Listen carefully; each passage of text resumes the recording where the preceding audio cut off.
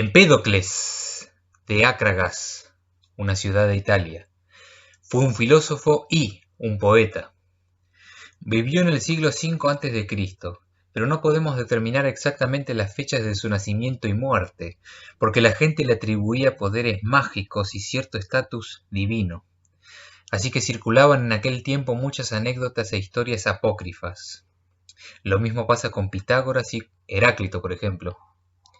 Pero comúnmente se dice que nació cerca del año 492 a.C. y murió a los 60 años. Su padre era Metón, su abuelo también se llamaba Empédocles y era de una familia aristocrática. No se sabe bien con quién estudió, pero Simplicio dice, nació no mucho después de Anaxágoras y fue un admirador y asociado de Parménides e incluso más de los pitagóricos. Muchas historias en torno a él fueron agrupadas por Diógenes Laercio, el cronista, y hablan más que nada de sus actividades políticas y de su muerte. Se cuenta que fue un defensor de la democracia, que tuvo una especie de desacuerdo con el llamado Grupo de los Mil y que rehusó a reinar en su pueblo. Una postura muy a favor de la democracia, ¿no es cierto? En El Sofista, un libro perdido de Aristóteles, se lo llama el inventor de la retórica, y se dice que fue maestro de Gorgias, el famoso sofista. Además tuvo fama de médico. Se ha dicho que murió de las siguientes maneras. Se cayó de un barco y se ahogó, se cayó de un carruaje y se quebró una pierna y murió, se suicidó por ahorcamiento, y escuchen esta, se arrojó a sí mismo dentro de un volcán porque sintió que estaba a punto de morir y quería hacer quedar como que tuvo una muerte gloriosa, pero su artimaña quedó en evidencia luego de que el volcán escupiera una de sus sandalias de bronce y alguien la reconociera. Noten que todas estas muertes son triviales. Dos poemas se le atribuyen, sobre la naturaleza y purificaciones. Ambos actualmente son de naturaleza fragmentaria. El Suda dice que sobre la naturaleza tenía originalmente 2000 versos. Y otras obras se le atribuyen también a Empédocles, por ejemplo no menos de 40 tragedias. No hay manera de saber exactamente el orden de los fragmentos que tenemos, a veces ni siquiera a qué poema pertenecen. Aún así es posible reconstruir su sistema filosófico de la manera más extensa que la de cualquier otro presocrático. No obstante, el otro problema es que las posturas expuestas en los dos poemas son contradictorias, o por lo menos entran en conflicto. Por ejemplo, en el primero no parece admitir la idea de la inmortalidad del alma, mientras que el segundo tiene la perspectiva pitagórica de la transmigración de las almas. De todas maneras vamos a comentar algunas cosas. Pero primero veamos la influencia de Parménides. Tontos, porque sus pensamientos no llegan lejos, quienes creen que aquello que primero no existía se generó, o que algo que existe puede perecer y ser completamente destruido. Porque generarse a partir de lo que no existe es inconcebible, y es imposible y nunca se ha visto que lo que existe sea destruido, porque siempre va a estar ahí. Esto corresponde, como hemos visto, a lo que dice Parménides en su poema El camino de la verdad, es decir, que el ser es eterno, que el futuro y el pasado no le afectan, sino que el ser es un continuo en el presente y que el ser es indestructible. Empédocles acataba el sistema de Parménides para introducir su propia cosmología, pero añade una nueva idea. Para él no hay ni nunca hubo una unidad sustancial, sino que hubieron y hay 4 sustancias eternas. Escuchen primero las 4 raíces de todas las cosas. El brillante Zeus, la dadora de vida Hera, Aidoneo y Nestis, quien llena con sus lágrimas las fuentes de los hombres mortales. Cada una de estas figuras mitológicas representa un elemento. Nestis es agua, claramente. Zeus es fuego, Hera es aire y Aidoneo es tierra, aunque hay discusión sobre estos 3 últimos. Todos estos elementos ocupan todo el espacio existente y no dejan lugar para el vacío. Además, se introducen 2 agentes de cambio, y estas cosas nunca cesan de cambiar continuamente. En un momento todas se unen a través del amor, en otro momento se separan una de la otra a través del odio. El amor y el odio, como lo llama Empédocles, son dos especies de fuerzas que actúan como factores de transformación de estas sustancias, pero nada las puede destruir absolutamente. Para Parménides, como sabemos, los sentidos son ilusorios, así que no son relevantes para descubrir la verdad del ser. No obstante, Empédocles nos dice: ven y considera con todos tus poderes cómo cada cosa se manifiesta, y no tengas elevada confianza en la vista por sobre el oído, ni a los fuertes sonidos por sobre la clara evidencia de la lengua, ni retengas tu confianza de cualquiera de las otras extremidades, porque en cualquier lugar hay un camino para el entendimiento, pero piensa en cada cosa por la manera en que se manifiesta. Parménides directamente condena el uso de los sentidos, mientras que Empédocles invita a un uso más discriminado de las percepciones sensoriales. O sea, no confíes tanto en la vista o en el oído, ni valores uno por sobre el otro, sino más bien date cuenta de su potencial y sus limitaciones. Dicho sea de paso, Heráclito por su parte dice llanamente: los ojos son más precisos que los oídos. Para Empédocles existe una esfera de la que habla en los siguientes términos: aquí no se distinguen ni las ligeras extremidades del sol, ni el enmarañado poder de la tierra, sino que igual a sí misma desde todos los lados y sin fin, permanece firme en la cobertura cercana de la armonía, una esfera redonda regocijándose en su soledad circular. Claramente esta imagen está inspirada en Parménides, para quien el ser es como una esfera. Sin embargo, la diferencia entre ellos es que la esfera de Parménides es homogénea, mientras que la de Empédocles está compuesta por aquellos 4 elementos. Por eso podemos decir que Parménides era un monista y Empédocles un pluralista. Y también dice sobre la esfera: 2 ramas no salen de su espalda, no tiene pies, ni ágiles rodillas, ni partes fértiles, sino que era una esfera igual a sí misma desde todos los puntos de vista. O sea, como Genófanes está atacando la idea de dioses antropomórficos. El siguiente fragmento expone lo que podemos llamar un ciclo cósmico. Una historia doble contaré. En un momento creció para ser solo uno de muchos. En otro se dividió de nuevo para ser muchos a partir de uno. Hay una doble generación de las cosas mortales y una doble destrucción. Uno es producido y de nuevo es destruido mediante la unión de todas las cosas. Lo otro crece y es separado cuando las cosas son de nuevo divididas. Y estas cosas nunca cesan de cambiar continuamente. La una vez se unen a través del amor, otra vez cada una se separa de la otra mediante el odio. Es un ciclo de 4 etapas y vamos a nombrarlas así: el periodo del amor, la transición del amor al odio, el periodo del odio y la transición de vuelta del odio al amor. Los 2 polos opuestos son la unión de las cosas por amor y la separación de las cosas mediante el odio. Si admitimos que este ciclo no tiene fin, entonces no podemos establecer un orden, pero digamos que la primera etapa es esta en la que las cosas están unidas mediante el amor. Durante esta etapa, los 4 elementos forman una masa tan uniforme que no podemos distinguir ningún elemento de otro. Nosotros estaríamos en el periodo de la transición del amor hacia el odio, así que próximamente la humanidad experimentará la desintegración de todas las cosas. Los 4 elementos conforman toda la realidad sin excepción. Los elementos son eternos y cambian constantemente mediante las fuerzas del amor y odio. No queda claro si estas fuerzas son mecanismos impersonales o si actúan como divinidades con inteligencia. Lo que sí queda claro es que estas 2 están en constante lucha por la dominación sobre los 4 elementos. Dicho sea de paso, Aristóteles le asigna una dimensión moral al amor y el odio. Porque si seguimos la opinión de Empédocles y la interpretamos de acuerdo con su significado y no con su mera expresión, deberíamos descubrir que el amor es la causa de las cosas buenas y el odio de las malas. También el maestro de los sabios hace una objeción a este sistema. Empédocles también tiene una visión paradójica. ya que él identifica a lo bueno con el amor. Pero este es tanto un principio móvil como una materia, ya que es parte de la mezcla.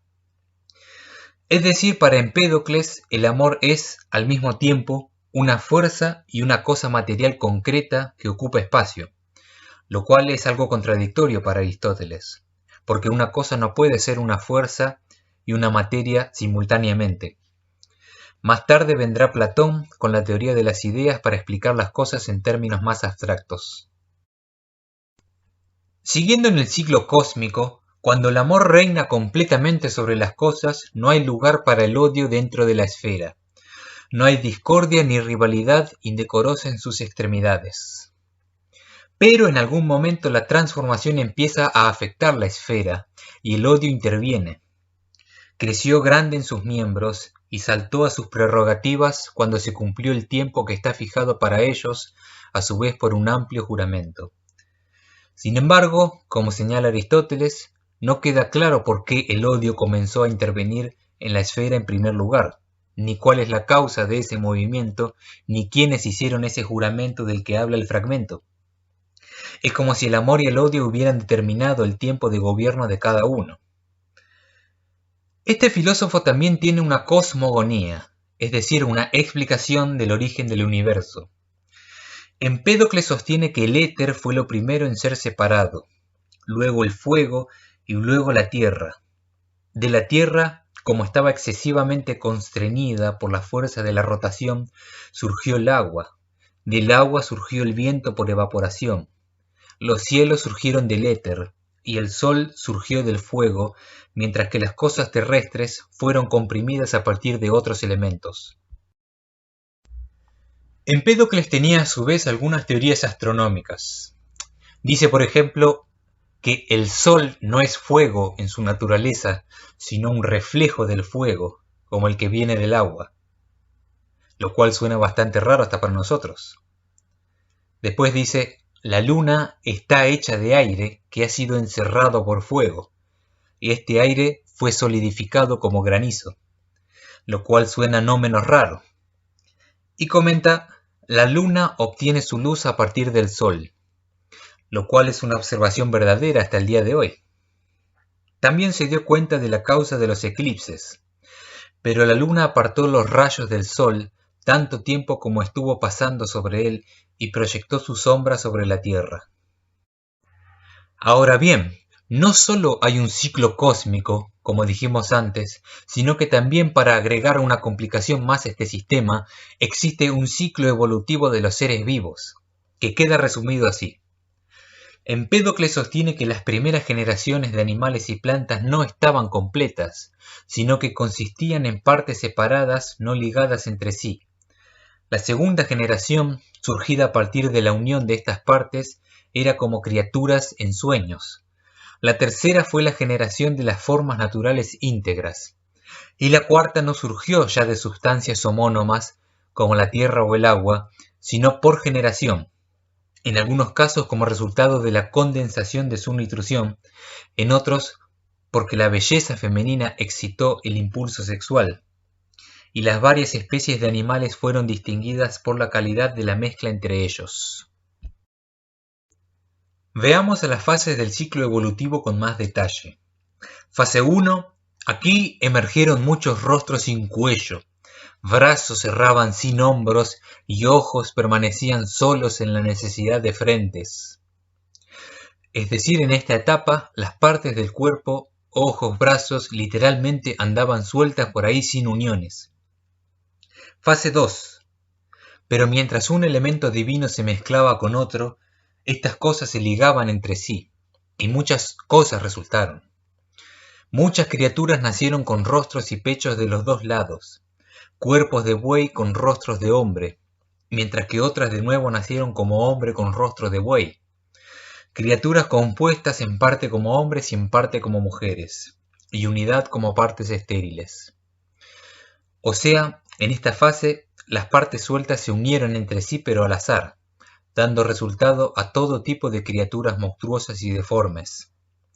Además, según Aristóteles, accidentalmente muchos de estos seres fueron aptos para sobrevivir, mientras que otros murieron. ¿Acaso esto es un anticipo de la supervivencia del más fuerte según Darwin? Fase 3. La fase 3 es la fase de las llamadas formas naturales íntegras, las que no tienen distinción de sexo. Finalmente, la fase 4 corresponde al mundo presente y como lo conocemos hoy. Y de este mundo Empédocles hace observaciones de fisiología y de botánica.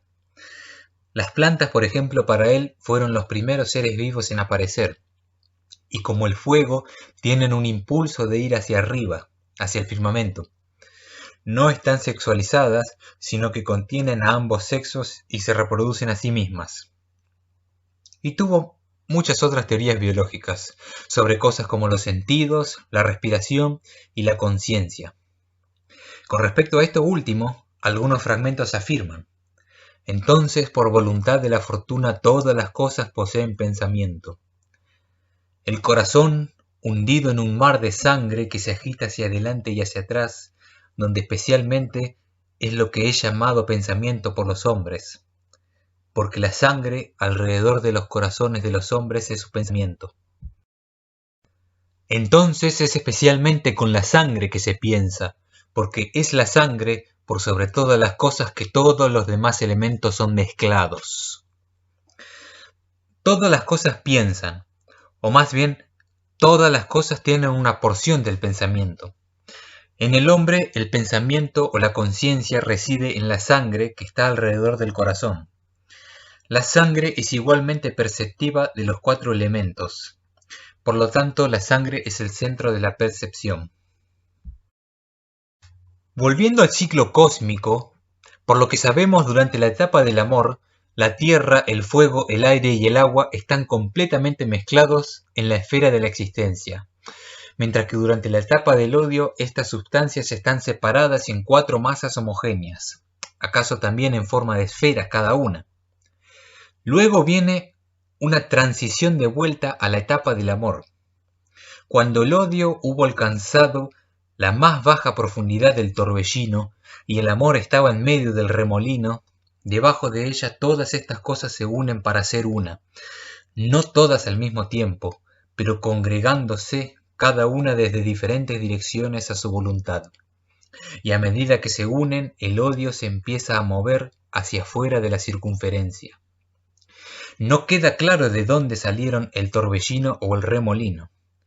En definitiva, la cosmogonía de Empédocles es muy oscura, pero tenemos que recordar que él intentaba describir en la etapa del odio un mundo totalmente opuesto al que conocemos hoy, lo cual requiere mucha imaginación. En resumen, el poema sobre la naturaleza tiene una perspectiva física mecanicista del mundo y busca reemplazar la intervención tradicional de los dioses con 4 elementos materiales impersonales y 2 fuerzas de atracción y repulsión. Capaz encontremos algo más en las Purificaciones, la otra obra que se le atribuye a Empédocles. Las Purificaciones trata sobre la caída del hombre y tiene una postura religiosa, mística y pitagórica. Presenta un ciclo que empieza con unidad y armonía, y luego cae en caos y desorden, luego se recupera y todo empieza de nuevo. Al principio hay un estado de primera inocencia. No tenían dioses, ni Ares, ni Sidoimos, ni reyes, ni Zeus, ni Cronos, ni Poseidón, sino a Cupris como reina. De ella se apropiaron con imágenes sagradas, con pinturas de criaturas vivas, con perfumes de fragancias variadas y con el sacrificio de mirra pura y dulce incienso, arrojando al suelo libaciones de miel dorada. Su altar no fue empapado con la sangre pura de toros, sino que esto fue la más grande abominación entre los hombres, arrancar la vida de los buenos miembros y comérselos. Si esta figura reinante de Cupris es igual a Afrodita, y Afrodita es igual a la fuerza metafísica del amor, entonces el primer estado del hombre corresponde al gobierno del amor, y el odio está excluido de este período. Pero luego viene el primer pecado y la caída del hombre. El padre levanta a su propio hijo querido, su forma cambia, y rezando lo mata. Tonto e iluso. y la gente está distraída mientras sacrifican a la víctima suplicante, y él, sordo a su llanto, lo mata y prepara en su sala un festín malvado. Y de la misma manera el hijo se aprovecha del padre y los hijos de la madre, y arrancando la vida comen la carne de sus seres queridos. El pecado original, según Empédocles, consiste en el derramamiento de sangre y la ingesta de carne. Este pecado llevó a la caída del hombre individual y colectivamente, y al término del reinado de Cupris. Después de la caída viene un período de transmigración y reencarnación. Hay un oráculo de la necesidad, antiguo decreto de los dioses, eterno y sellado con amplios juramentos. Cuando sea que uno de esos semidioses, cuyo lote es una vida larga y duradera, haya profanado pecaminosamente sus queridos miembros con derramamiento de sangre, o siguiendo al odio, haya jurado falsamente, 3 veces, 10.000 temporadas, deambulará lejos de lo bendito, habiendo nacido a través de ese tiempo en las formas de todas las maneras de las cosas mortales, y cambiando un funesto camino de la vida por otro. El poder del aire lo persigue a través del mar, el mar lo arroja hacia adelante sobre la tierra seca, la tierra lo lanza bajo los rayos del ardiente sol, y el sol lo arroja hacia los torbellinos del aire. Ahora yo soy uno de esos, un fugitivo de los dioses y un vagabundo que pone toda su confianza en el rabioso odio. Lo que describe este curioso fragmento es la condición del alma del hombre caído que merodea por los elementos luego de que fue expulsado del reino armonioso del amor. El alma caída debe permanecer en este estado durante 30.000 temporadas. Sin embargo, no podemos decir que esto es un paralelo con el infierno, porque esta alma de la que habla Empédocles está cumpliendo su pena en el mundo, en este mundo. Un lugar infeliz donde la matanza y la ira y tribus del destino también, desdeñosas plagas y corrupciones y diluvios vagan en la oscuridad sobre el campo de la perdición. De hecho, todo el ciclo ocurre en este mundo. Lo que pasa es que en el escenario que vimos recién, la fuerza del odio prevalece por la del amor. En realidad estamos hablando de la caída del hombre en sentido metafórico. El hombre, para Empédocles, no cae en otro mundo u otra dimensión. Entonces viene una rueda de nacimientos. Entre las bestias ellos nacen como leones que acechan en sus guaridas en las montañas, y entre los árboles rubios nacen como laureles. Porque yo ya he sido un varón y una mujer, un arbusto y un pájaro y un lerdo pez de mar. Pero al final vienen entre los hombres sobre la tierra como profetas, bardos, doctores y príncipes. Y desde entonces ellos se levantan como dioses poderosos en honor, compartiendo con otros inmortales su corazón y su mesa, sin formar parte de los lamentos y los dolores humanos. Finalmente hay una esperanza para que el alma de los hombres vuelva al estado de bendición. El retorno es logrado por un ascenso gradual en el que el alma pasa por distintas vidas en distintos niveles de la escala. El arbusto, por ejemplo, parece que está en los niveles más bajos, y más arriba están los príncipes y los profetas. Pero Empédocles habla en primera persona, y él particularmente espera escapar del ciclo de las encarnaciones. Así que puede ser que la esperanza de elevación sea individual. Amigos, quienes habitan sobre la gran ciudad de la dorada Acragas, sobre la ciudadela, hombres conscientes de las buenas obras, inexpertos en la maldad, refugios de respeto para los extranjeros, todos alaben. Yo voy entre ustedes como un dios inmortal, ya no más mortal, honorado como es debido, y coronado con guirnaldas y coronas verdes. Cuando sea que entro en la próspera ciudad con mis seguidores, hombres y mujeres, soy reverenciado. Ellos me siguen en grandes números, preguntando dónde yace el camino para ganar. Algunos preguntan por profecías, mientras que otros imploran para escuchar la palabra que sana todas las formas de enfermedades. Por último, en este video mencionaremos algunas cosas sobre el alma. Plutarco ofrece una interpretación de las ideas de este presocrático en cuestión. Porque no es nuestra sangre, Empédocles dice, ni la mezcla de nuestra respiración lo que produce el principio esencial de nuestra alma, sino más bien que a partir de estos ingredientes nuestro cuerpo es moldeado, el cual es nacido de la tierra y es mortal. Como el alma ha venido aquí desde otra parte, él eufemísticamente llama nacimiento a su permanencia en el extranjero, el más cómodo de todos los nombres.